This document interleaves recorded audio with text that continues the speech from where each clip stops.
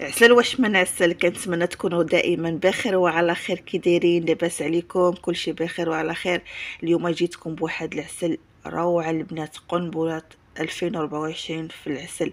العسل بالعصير الحامض، شي حاجه روعه الجديده على اليوتيوب، شي حاجه حصريه. عسل للمعسلات، عسل كذلك للفطائر، البغيرات، مسمنات، مخمرات، وكذلك كما قلت لكم المعسلات، بقلاوه، بريوات، سيجار. شي حاجه ليا روعه البنات بعصير الحامض، شي حاجه طوب البنات. تبعوا معايا الفيديو حتى الاخير باش تشوفوا الطريقه وكذلك المكونات اللي انا خدمت بها هذا العسل.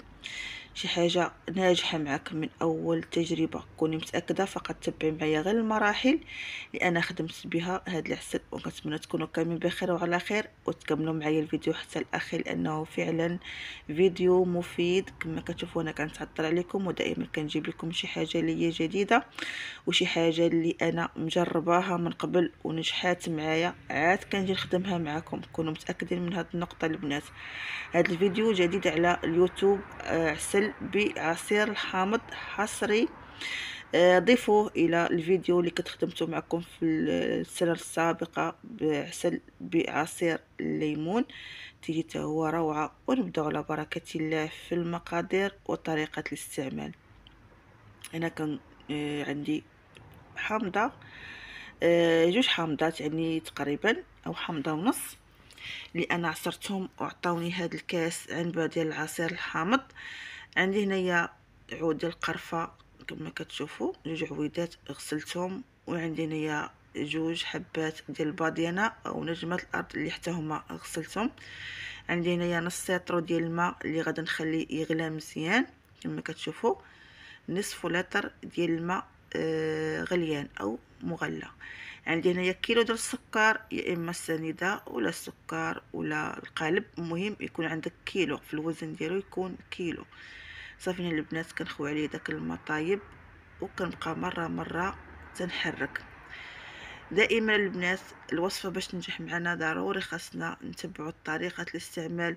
تتبقى المقادير غير كافيه بوحديتها، وانما خاصنا نشوفوا الطريقه كيفاش خاصنا نخدموها. درت انايا القرفه، ودرت جوج حبات تاع باديانه، ودرت كذلك العصير ديال الحامض البنات. ما نقولش لكم بغيتكم تجربوه، هذا العسل كيجي روعه صراحه. اللي جربتوه ما غاديش تندموا عليه، لان كيبقى معكم العام كامل البنات، وما كيتحجرش، وما كيديرش لك الحبيبات اللي كنلقاو في العسل العادي. كيبقى كما هو في هذا القوام ديالو اللي غتشوفوا معنا البنات واللي شفتوا معنا في البدايه تاع الفيديو. فقط كملوا معايا الفيديو وما تنسونيش في اللايكات، وكملوا معايا حتى الاخير. وكنرحب بالناس اللي غيلتحقوا بالقناه، وكذلك الناس اللي معايا في الدار داركم والقناه قناتكم.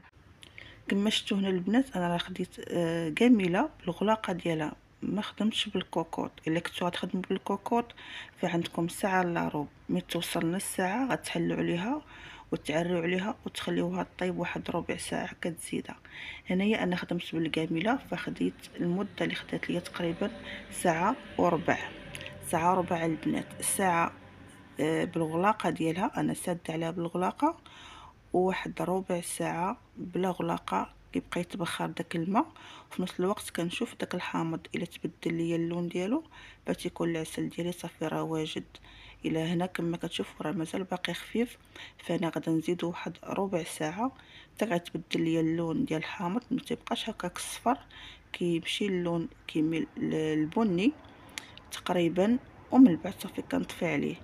هنايا البنات باش نعرف باللي العسل راه واجد كناخذ واحد الطبسيل بيض كما كتشوفوا، وكندير واحد جوج معلقات تاع العسل وكنبقى نبردهم. في نفس الوقت هو غادي وتيعقد، كل ما تيبرد هو غادي وتيعقد كما شفتوا. بالنسبه لهذا العسل البنات راه كيبقى معكم العام كامل، ما كيتحجرش وما كيولوش فيه هذوك الحبيبات اللي كنلقاو في العسل ديال السنيده. هذا عسل البنات ناجح 100%. هنا صافي من بعد ما داز واحد الساعه وربع كما كتشوفوا كيتقال بهذا الشكل هذا. هنا البنات راه مازال باقي سخون.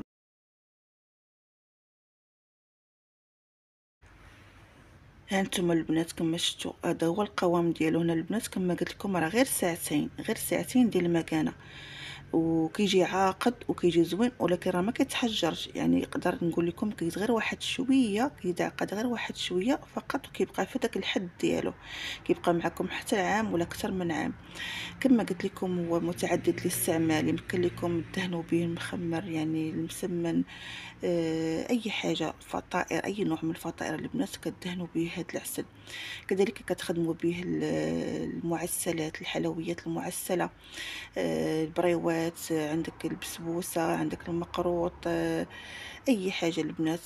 بالنسبه للشباكيه ما نقولش لكم غتخدموا به الشباكيه، لان الشباكيه كتبغي العسل يكون شويه عاقد، والطريقه ديالته راه عاديه. بالنسبه للعسل ديال الشباكيه ما كنديروا فيه لا حامض ولا ليمون. يعني ان شاء الله غادي نخدم معكم العسل الخاص بالشباكيه. المهم هذا كما قلت لكم عسل خاص للدهن، وخاص كذلك باش تسقي به بسبوسه اي حاجه. بالنسبه للبسبوسه البنات كيبغي يعني السير يكون شويه خفيف، فكناخذ واحد نص كاس من هذا العسل وكنضيف ليه تقريبا واحد 4 كاس ديال الماء يكون غليان صافي، وكنخليه يطبخ واحد دقيقه هكا ولا 2 دقائق فوق من البوطه حتى كينسجموا مع بعضياتهم. كنخليهم يبردوا وصافي كنسقيو بهم البسبوسه ديالي. كما قلت لكم متعدد الاستعمال، يعني هاد العسل غادي يهنيكم من بزاف ديال الخدمه، غادي ينقص عليكم الخدمه بزاف. عوض ما انك تصايبي سيرو من جديد وتكادي وهذا، عاد تسقي به بسبوسه ديالك ولا كيكه ديالك او اي نوع من الحلويات، فانتوما غتخدموا هذا. وكما شفتوا راه الطريقه اللي هي سهله وغادي يبقى معاك واحد المده اللي هي طويله. فقط غديروه في قراع يكونوا معقمين، يعني قراعي كنديروهم وسط من الماء غليان، كنطيبوا الماء في واحد الكواميله وكنخشيو وسط منها هاد القرعي، تنخليوه يعني يغلى تقريبا واحد 5 دقائق. من بعد كنهزو هاد القريعات كنديروهم فوق من الفوطه او منديل ديال المعينات، كنقلبوهم وكنخليهم يستقطروا مزيان وكينشفوا صافي. هذه هي الطريقه ديال التعقيم صافي. من بعد كنخوي فيهم هذا العسل. كما قلت لكم من هذا العسل راه يلا دازت عليه واحد ساعتين، وفي نفس الوقت راه ما تعقادش بزاف، يعني كدير غير واحد شويه كيبقى في هذا القوام هذا. وغنكون هنا نسالينا الفيديو ديالنا. كنتمنى انه يكون عجبكم. عسل ناجح 100% بعصير الحامض، شي حاجه روعه، متعدد الاستعمالات سواء الفطائر او المعسلات.